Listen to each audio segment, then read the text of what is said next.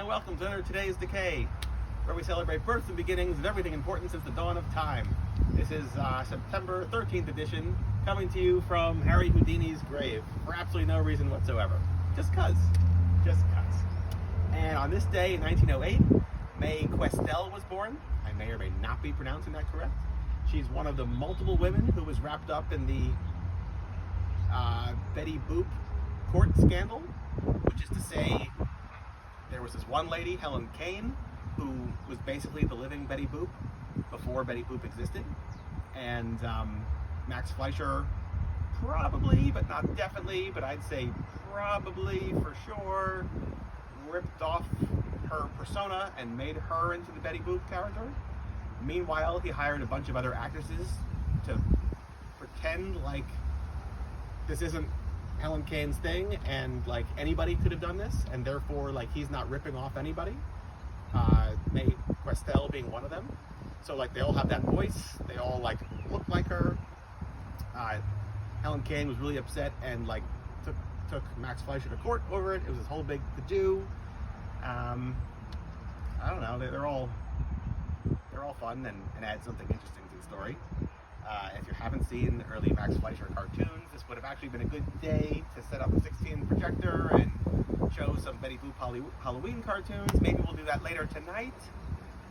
In the meantime, 1969, the Toronto Rock and Roll Revival Festival happened, which is really interesting because this is the first time in like a decade that like a lot of the surviving rock and roll performers from the 50s got back together again and did this like big event.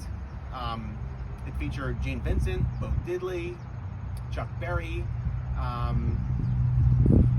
who else?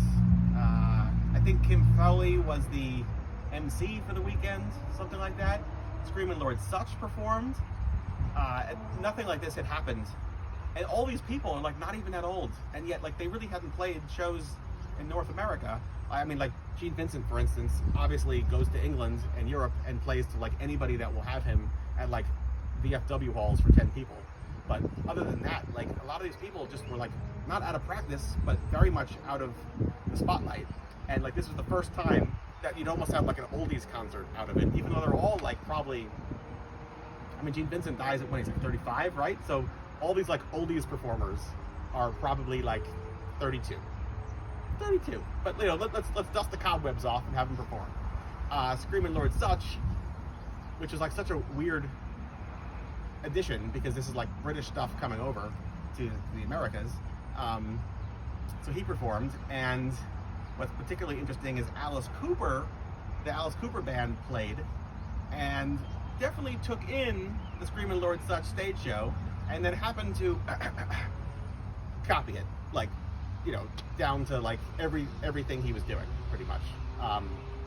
And Lord Sutch hated him ever since. And like, if you look at the rock and roll show, the like 73-ish big event at Wembley Stadium, you've got like Lord Sutch calling out Alice Cooper, you know, like he's gonna like kill him, like as if he's one of the like Jack the Ripper's victims or something like that, for that very reason. Because like,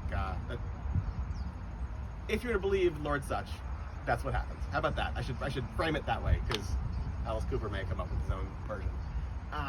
Anyway, 1974, I think it was, I could be wrong, I think, is on this day, September 13th, Kolchak, the Night Stalker, the TV show premiered, not the television movie, but the TV show, filled with great stuff. This is kind of like the archetype for every horror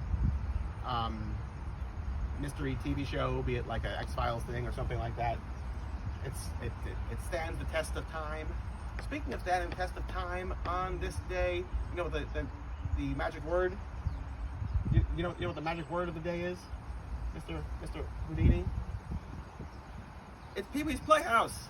That's right. On this day, 1986, Pee-wee's Playhouse, the TV show, premiered, and could it be any better? No, it can't. I love it. Anyway, that's it for today. So celebrate Pee-wee, celebrate the Night Stalker, celebrate rock and roll, and yeah, some Halloween Betty Boop cartoons. Why not, right? And that's it for today. Till tomorrow, folks. Bye.